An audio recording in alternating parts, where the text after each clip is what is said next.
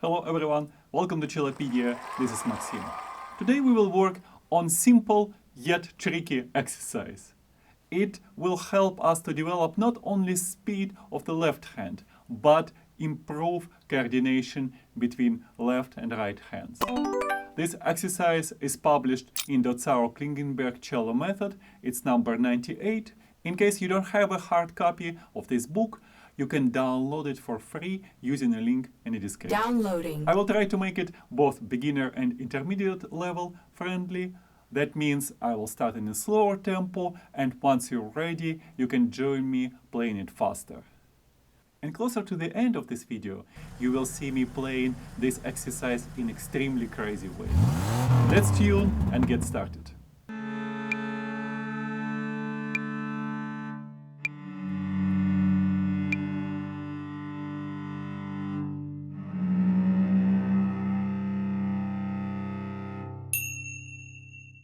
Today we will be working on the middle part of the exercise number 98. It looks like this, and it starts on the C string, and you have to go over all four strings. Naturally, you will be paying attention to the left hand. Make sure that you remind yourself that your fingers, whenever it's possible, have to be round. That means that you will have to press on the string with the tip of your finger, and naturally your fingers will get round shape. It's a bit easier to control when you use strong fingers like first and second, and harder to do when you use third finger and especially pinky. Depends on your fingers. Sometimes you can achieve very good result even if your pinky collapses. In other words, when you cannot make the pinky to stay round. However, I've noticed that if we keep strong fingers round, then usually we don't have any problem with the shape of other fingers. Remember, I mentioned about coordination between both hands. Let's make sure that you actually are paying a lot of attention what's going on with the bow. Why don't we review what should be happening with the bow? When you play on a C string, you should start with this angle, with the bow roughly in between those two corners. And then you move to the G string, you turn the bow slightly away from yourself, then a little bit more, and by the time you reach the A string, your bow should be at this angle. Look, it seems to be perfectly natural, but if I move from the A string to the C string without changing the bow, it will look like this. So basically my bow will be in diagonal position, at very sharp angle between the bow and the string.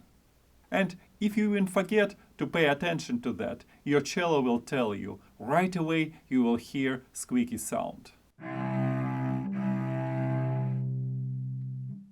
Okay, let's play it. The best way to learn it is by doing it, observing mistakes and correcting them. We will play in tempo quarter note 48, 4 notes per bow.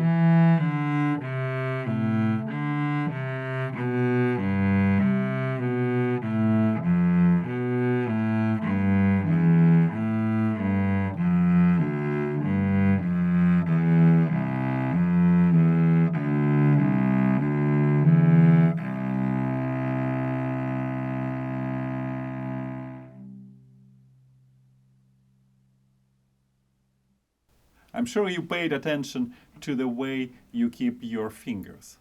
By the way, if it's better for you, you can even play it in a slower tempo, just one note per bow. And first learn how to play each note. And then try to put it together, playing legato, 4 or even more notes per bow.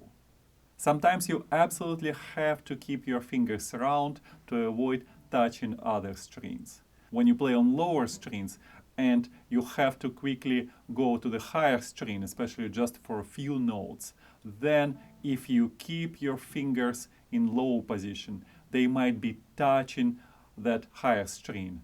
And this might be the reason for unexpected squeak in your sound. For example, at the beginning of the third line of this exercise, you have to play open D, then B with the third finger, and right after that, play E on a D string.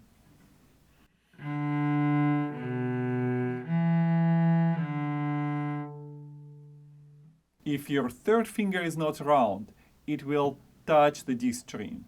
And then when you even try playing E with the first finger, the third finger will touch the D string, and that will create unexpected noise.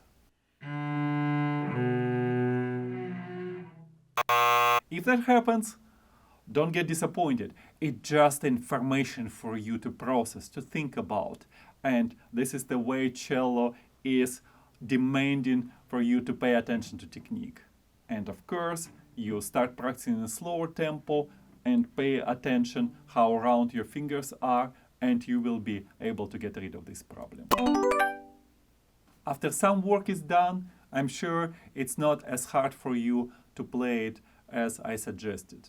Now it's time to increase the speed. Why don't we try playing it in tempo quarter note 72? Still 4 notes per bow.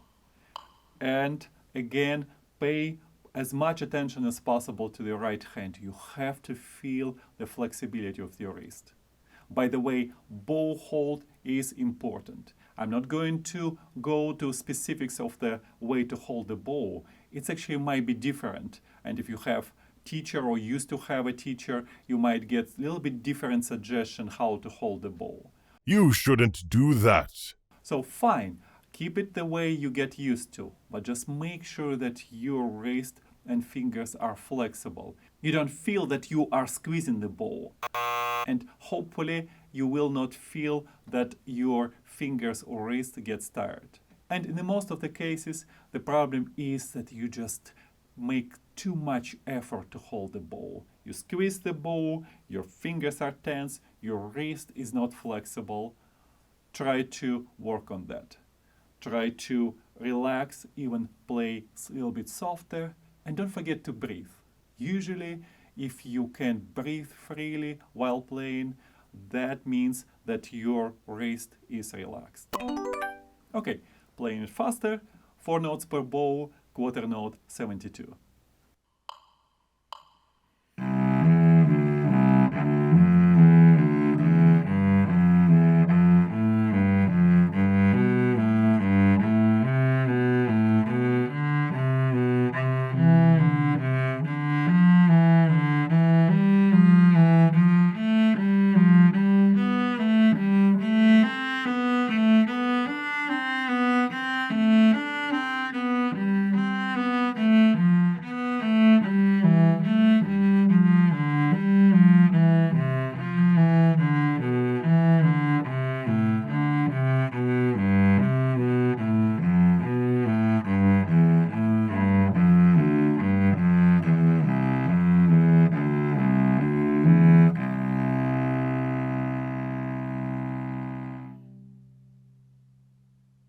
Now it's fun part.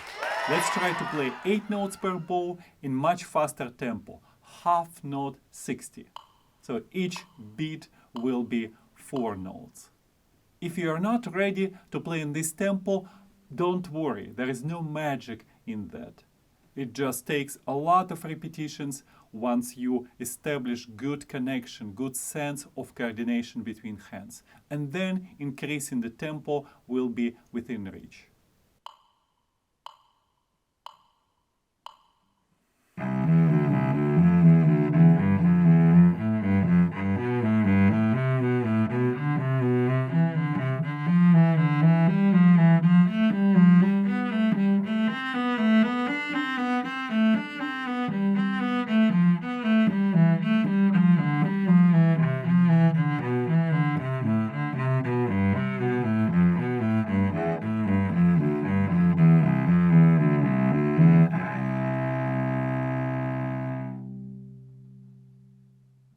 Remember, I promised to you to play it in a crazy way. Before I do it, I just would like to mention that you might benefit from exploring my courses on Udemy. If you are curious, and it's free to check it out, first few minutes of each course, you might use the link in the description, which will help you to save up to 80%. Just a minute ago, I played for you in tempo half note 60. What happens if I double this tempo? I'll try to do it. So this tempo will be a whole note 60. It's definitely not the fastest tempo you could do it, but it will be pretty close to that.